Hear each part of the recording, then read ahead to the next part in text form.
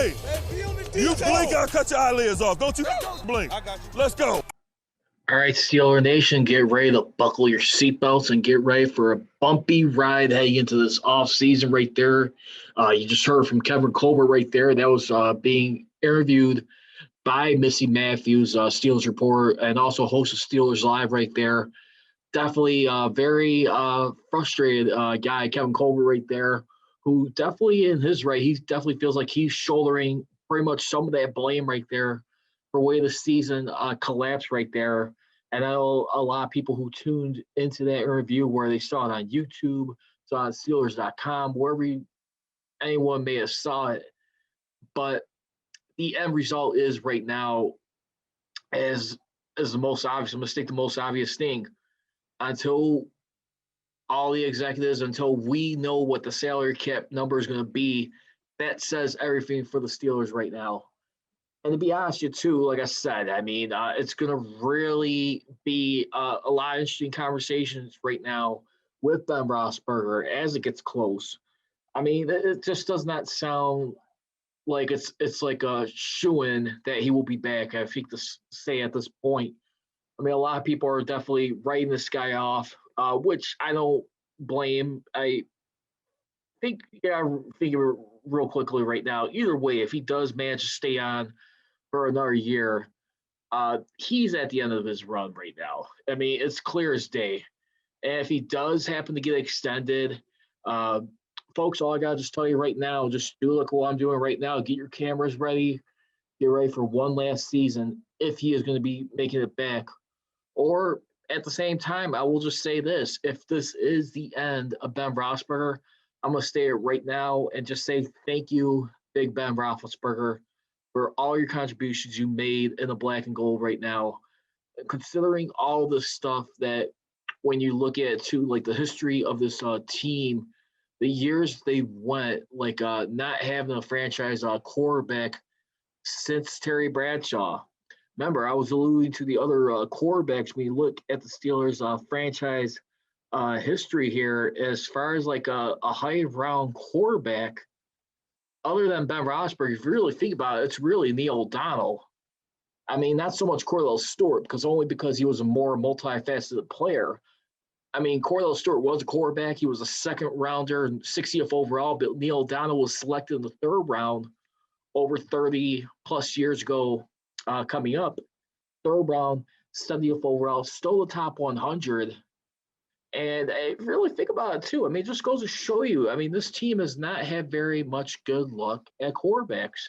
Terry Bradshaw was a number one overall pick when they brought him in 1970. And I remember, like, the story, I was saying last year on one of my podcasts, shortly after Easter, was that Terry Bradshaw was between between the Steelers and the Bears, too. They were definitely looking at him, possibly why on their teams. Both teams had pre-losing seasons right there. But the Steelers, I think, ended up getting Terry Bradshaw. I think the story of that, I think that was on a coin toss. And you saw how things like that worked out right there. I mean, just even that time. And even still, don't forget, even when Terry Bradshaw did come in, remember, it took him a while to really pick up the offense. As much as he had a solid arm, him and Chuck Noll were not clicking right off the gate. There had to be a lot of hard love, a lot of growing up together, having a better understanding of one another. But you see it right now, too. Even if the Steelers are this draft, were to decide to go quarterback and cut bait with Ben Roethlisberger until then. I mean, think about it. I mean, remember, you're going to be saving about a $19 million in cap savings. $4 million base salary and $15 million roster bonus, which will be due sometime in March. And I believe that was on March 20th, I want to say the date is, for that roster bonus. But still, I mean, you got a lot of stuff to really take a hard look in the mirror right now. As much as Ben feels like he still is hoping that they want to give him another chance, he still feels like he gives this team a chance to win. It's been a long time coming. And I got to be honest right now, as this gets closer, I think in fairness, regardless of what happens, I think you do have to look at Mason Rudolph. He's on the final year of his rookie deal. I think he got like really make a compete for that job this offseason. If they were able to draft a top quarterback in the draft, or will they be able to make a trade for someone? Will they sign someone as a free agent? I don't think Dak Prescott's going to be someone in the market. I mean, this guy's going to be demanding about $40 million easily for cap. You got to believe him and his agents. I sure as hell don't believe that's going to be the case right now. But when you also look at the possibilities out there too, I mean, what is it worth too? Will the Steelers be able to like look at acquiring a guy for like a Russell Wilson? Will he be a guy that they'd be willing to sign for like a 2-3 year deal, be a trade?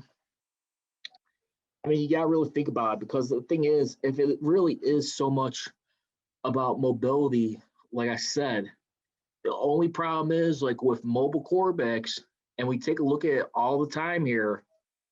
I mean, in the history of this league, I mean, just trying to be like a winning Super Bowls. The truth of the matter is, when you look at mobile quarterbacks in the history of this league, there have only been 21 quarterbacks that have went on to win the Super Bowl. They won the Super Bowl 21.4% of the time. And those guys are the following men. You got right now Tom Mate, who's a backup to Johnny Unitas. You have Russ. Well, let's not count him. He was a backup, but let's go with Russell Wilson, Steve Young, John Elway, Aaron Rodgers, Roger Staubach, Terry Bradshaw, Brett Favre, Joe Theismann, Johnny Unitas, Joe Montana, Jim McMahon, Jeff Hostetler, Ben Roethlisberger, Jim Plunkett, Bart Starr, Len Dawson, Phil Simms, Tom Brady, and Troy Aikman. So really about 18 quarterbacks, starting quarterbacks, 21 grand total, who've either been a backup at some point or a starter. Quarterbacks that have been runner-ups in those Super Bowls have been 11 of those quarterbacks. So, and look at like this past Super Bowl, for example, with Tom Brady right there. It took a lot of people. It took two to tangle right there to listen to Tom Brady, look at his experience, what he went through in New England, pretty much took what he learned from that organization and carried it in to the Bucs franchise. As many people would refer to him as the Succaneers going into that time, who was the losingest franchise in the history of this league. But yet, guess what? You got the Tampa Bay Lightning winning a Stanley Cup this past fall. And now the Tampa Bay Buccaneers join them, joining LA right now as City of Champions. Stanley Cup champion with the Lightning, and now Super Bowl championship with the Bucs. Their second Super Bowl.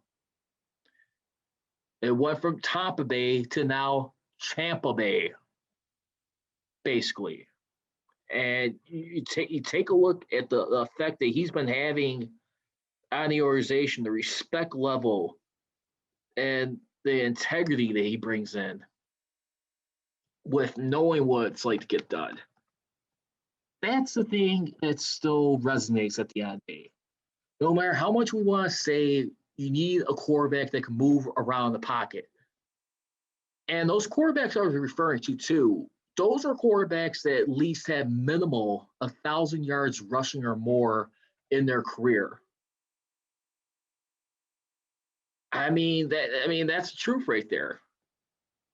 I mean, you look at Montana. I mean, Joe Montana, I mean, with 49ers, for example, he was just as mobile as Steve Young. I think, but the truth was Steve Young was more there on his legs than Montana was. He did it more all around, but at the end of the day, Montana was the better quarterback. So this is where you got to really think right now, because I really do believe what we really got to be careful right now. How bad are the Steelers willing to cut their throats?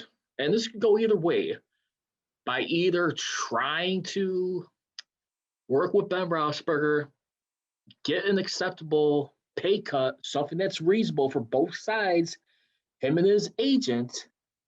I mean, when you look at it and just see, because the thing is too, I'm sure Ben Roethlisberger is thinking somewhere in his mind, along with his agent Brian Tollner, that he's still got enough gas left.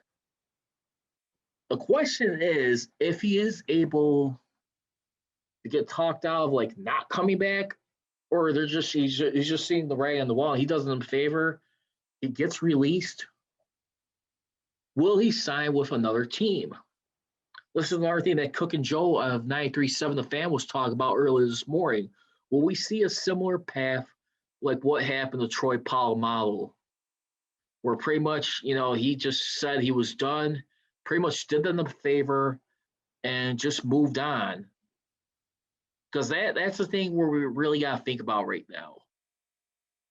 Because to be honest, right now too, and another thing you got to think about too, he's also retiring.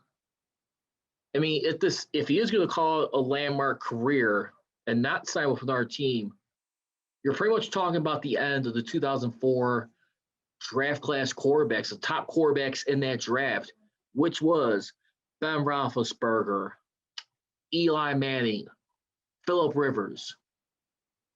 Now, Eli Manning has retired a year earlier than both these guys. I mean, than Rivers so far. Will we see Ben Roethlisberger added to that list? That continues to be the $1 million question at this time. And I will not be surprised if that is the true answer for right now. Again, if you guys want to follow me on social media, you can definitely do so. You can follow me on Twitter and Instagram at Prodigy Richey. For the Mass Steel Podcast on Twitter, it is simply at Mass Steel CGR and at Mass Steel Nation on Instagram as we look at it.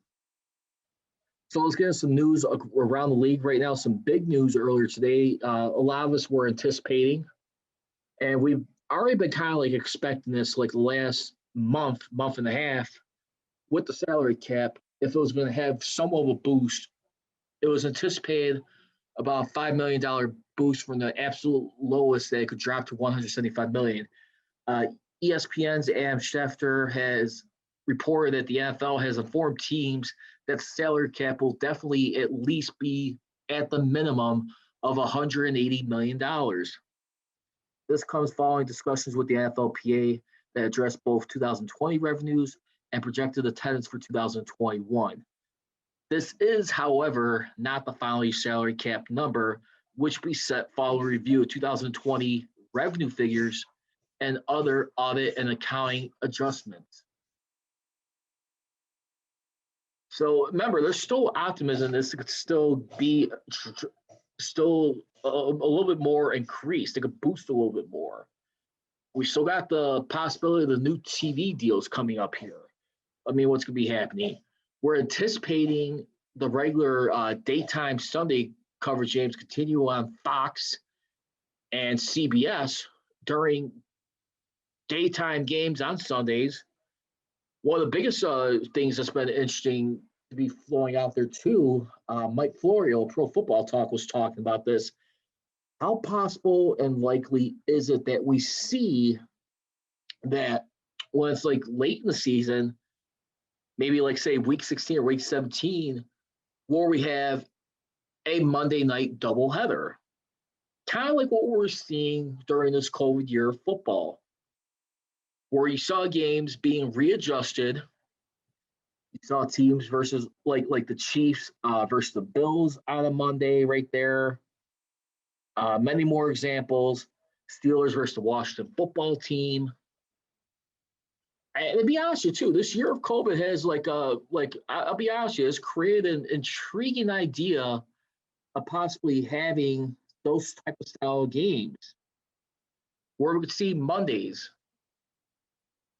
I mean, it sounds cool on the surface, but when you're talking about stuff of significance, I gotta be honest with you, for me, that's just a little bit too much drama, too much more hype on the line. But at the same time, too, I think it makes sense because we have no idea how much the TV revenue is going to still play a big factor in determining everything. I mean, it is still not out of the out of the realm of possibility. But let's find out as we move a little bit closer.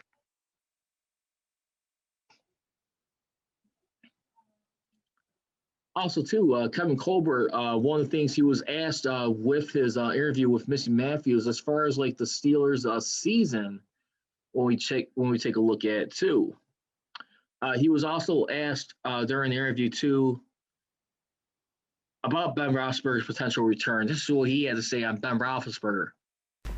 All right, the big one, Ben Roethlisberger. Where do things stand right now? Has there been more communication between you guys, the front office, and Ben Roethlisberger? You know, Ben obviously is our quarterback. He did some really special things last year. We believe he still can do some special things as we hopefully move into 2021. Of course, Ben is under contract.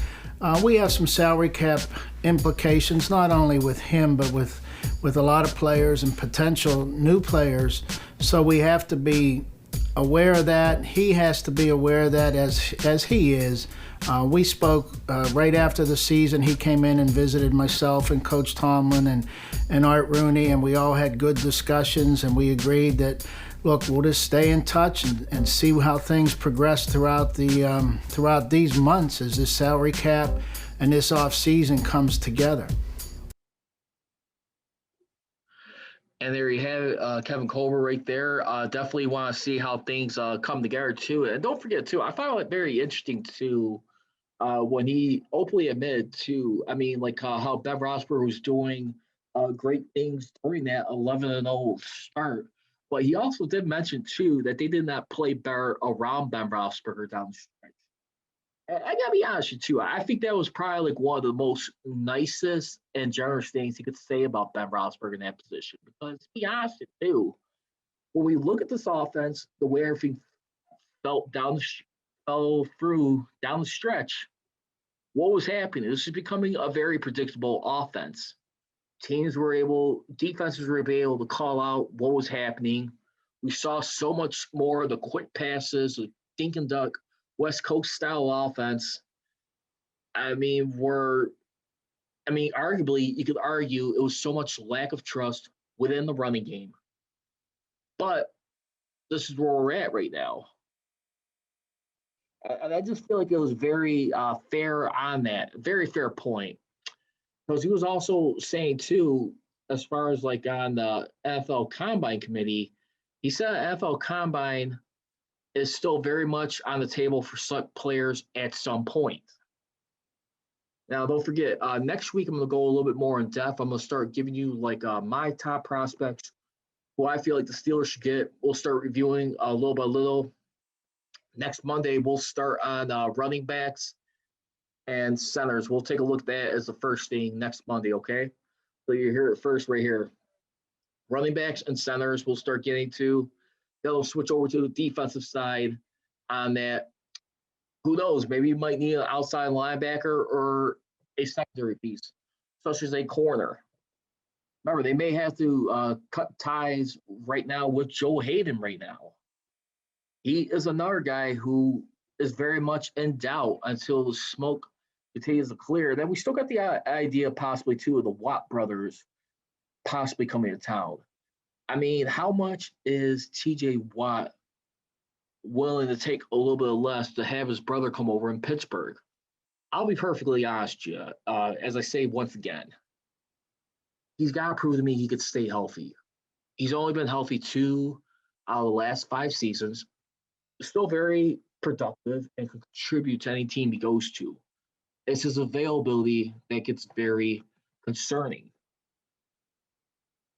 I mean, are we going to have a situation like what happened to Bud Dupree, where he gets hurt late in the season, but prior to that, they're becoming a very good tandem, continued in the pass rush department with the sacks. I mean, remember, this defense on the pass rush made history by doing 4 straight years of 50 sacks or more. Blitzburg obviously did not show up in the playoffs, but at the same time, too, I'm glad that Kevin Colbert is also acknowledging, too. I mean, because the thing where I get frustrated with this team is just that, especially from Tomlin or whoever, I feel like we're hearing almost a similar speech every time they get eliminated from the postseason. We didn't do enough to keep ourselves in Super Bowl contention. Duh. The last time I checked, you gotta be honest with yourselves and look at it. Mike Tomlin in his career, 5 one and dones.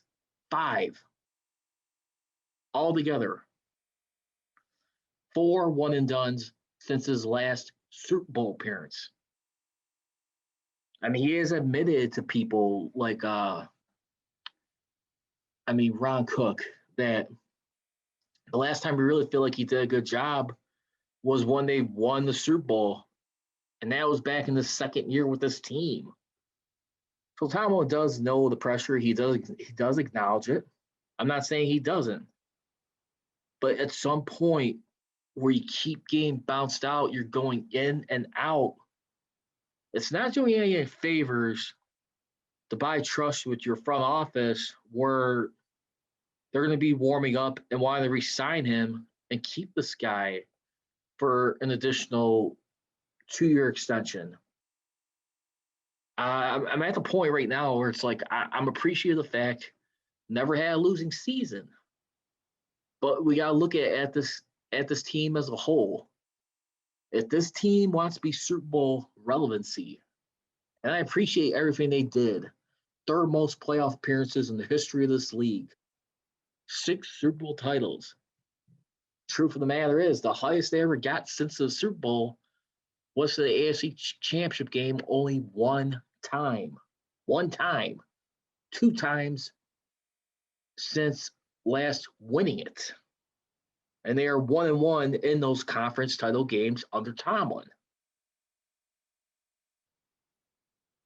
And when you look at Chuck Noll, he was 2-4. Obviously, it started unraveling once they hit the 1980s at that time. But then you had a guy like Bill Cowher who went 9-5, I believe it was, since Super Bowl 30. Him and Andy Reid are one of the few rarest winning coaches post-Super Bowl career. Andy Reid passed him with 10.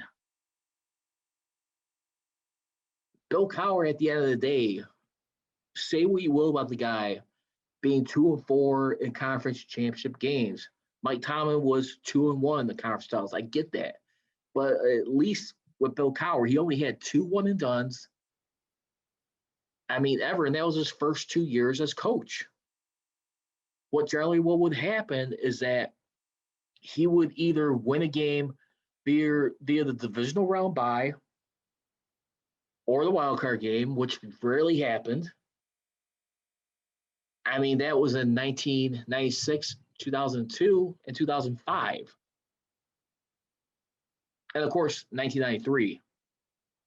But still, you look at what, he was able to do all that time. He finally didn't get his first win on the road till 2005 when they made that championship run. My thing is, at least with him, there was playoff consistent winning at the end of the day, no matter how many times they kept falling short. At the end of the day, no matter how much you felt like you were teased as a Steelers fan, I'm not by any means, I'm not putting him above Chuck Noll. But if I'm going to look at Mike Tomlin and be a little bit fair with the guy here, let's be honest. I think Howard does got slightly the edge on him. Mike Tomlin is going to pass up Bill Cowher in a matter of time. As far as wins, I anticipate to be, I think this season I want to say it is.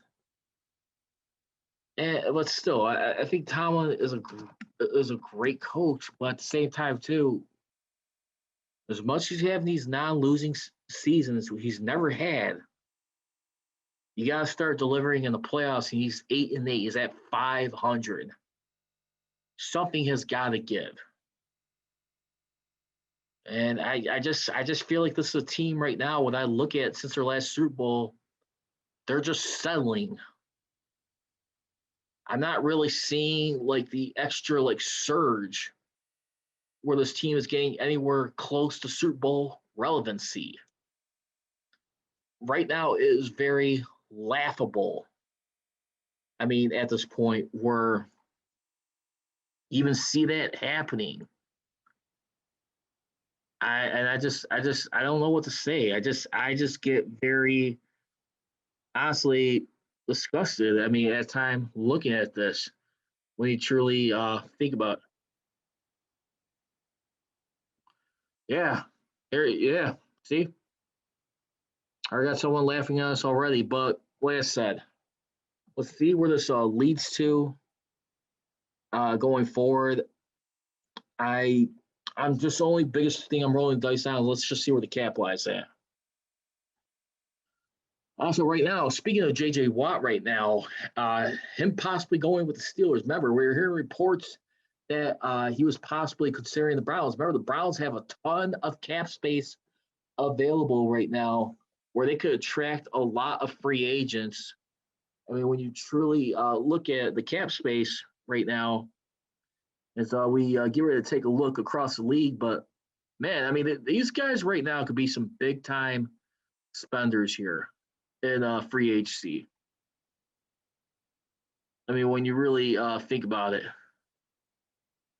I mean, right now, I mean, the Browns at this point, when you look at all the money they got available for this season, they're going to have about over $20.2 million in cap space available, which is the 10th highest in the league. Think about that for a second. I mean, J.J. Watt, I mean, there's a little bit of concern right there. I mean, maybe he doesn't want to interfere with T.J. Watt's run right there. Maybe he just wants to show him respect and stay out of the way what he's producing with the Steelers. I'm not saying they don't want to play together as a family, but there's obvious some hesitation there where I'm not sure the Browns really make a lot of sense. But if anything, I definitely do feel like the Packers. But if you want to win a championship, I think Tampa Bay Buccaneers is his best spot. I mean, if you're really wanting to win it right now, or he's willing to bite the bullet and take a risk to play for a year with his brothers. Now, let's get back to the Kevin Cokbert sound bites real quick, too. Another thing, too, when he was also asked about one of the other free agents, too, what we're talking about, none other than like T.J. Watt on this with Missy Matthews. This is what he had to say on T.J. Watt. Is it fair to say, though, T.J. Watt is somebody that once you guys figure out the pieces to the puzzle, you want to extend and keep as a Steeler? T.J. Watt's a special player. He's emerged as one of the best defensive players and one of the best players in the league. Whether or not he got that recognition, and that's taking nothing away from Aaron Donald, who's a special player, a special Pittsburgher, and just a great human being. But TJ is as well, and we're so appreciative of what he's developed into, and ultimately we want TJ to have the type of career where it's a career where he can maintain that great level of play and do it for the Pittsburgh. And right now, I'll bet on the fact right now, TJ Watt, he'll definitely get his contract extended. I don't see how they're going to pass that up right now because I think like trying to pick up his fifth-year options would be like around $10 million. They do that. I don't think they will, but let's keep on that. Also, too, Cokbert, according to Mark Cabali of The Athletic, said that Matt Canada's offense will likely be a gradual rollout because it is impossible to just jump into it immediately with the type of personnel they have on offense. He feels eventually they will go to the full Canada style, but not immediately. That's another factor in Ben Roethlisberger right now, too. I mean, just saying, nah, you know what? Thank you, but I'm not sure if I'm going to be totally comfortable with it. And how embracive is he going to be? Because remember, I think they did try doing some creative plays with Canada, some wide receiver running plays. But at the same time, too, if you saw the way the season was finishing with Ben's style play, maybe not so much. So we'll only find out as time goes on with that. But I just right now, I gotta believe right now he gotta feels like he's on an island. So we'll take a look at it right now. And before we wrap up this podcast right now, speaking of quarterbacks, as I was mentioning, Carson Wentz right now, as reported by Mike Garafolo of NFL Network, the Eagles have agreed to trade Carson Wentz to the Colts for a 2021 third round and 2022 second round pick. As also Adam Schefter, ESPN says too, that second round pick in 2022 has the potential to become a first round pick. Now, one thing to mention too, the Colts have been in contact with the Eagles for like the last 3 weeks, about a day after this was mentioned, that Carson Wentz wanted to be dealt. So I'm just wondering right now, because Ben Roethlisberger, I don't think they'll be able to trade him, but is it possible, fair or foul, that Steelers could wind up actually trading Ben, getting some value out of him? I'll say fair, possibly. You never know. I know a lot of teams are going to probably hesitate at that $41.25 million cap hit, but I would also like to think maybe a team like the Denver Broncos, if Ben Roethlisberger really does feel like he's got enough talent to contribute in this game, where it's not with the Steelers, why not go to a place like Denver, a quarterback who he's idolizing, John Elway, give it like about another 2-year run over there, see what happens. Because to be honest with you, I mean, let's face facts. John Elway has not had a quarterback since Peyton Manning was last in town, and which, by the way, will be going into the Hall of Fame this year. Congratulations to him. I mean, no doubt, slam dunk. But you got to think right now, how much does John Elway and his people owe to the Broncos organization? Give yourself a quarterback you haven't had in a long time that could still possibly, you could win with right now. I mean, is it going to be so much of a Super Bowl contending team?